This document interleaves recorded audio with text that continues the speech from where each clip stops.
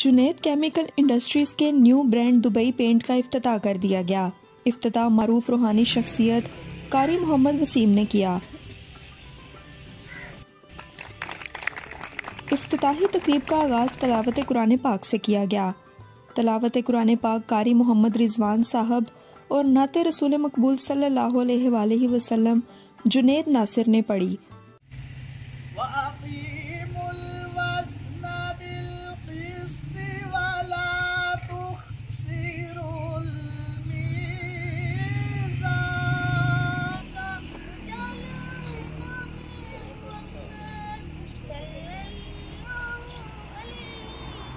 Junaid chemical industries के brand MLC की कामयाबी के बाद दुबई पेंट के नाम से ब्रांड लॉन्च किया गया, जिसमें कसीर तादाद में दुकानदार हजरात और डीलर्स ने शिरकत की।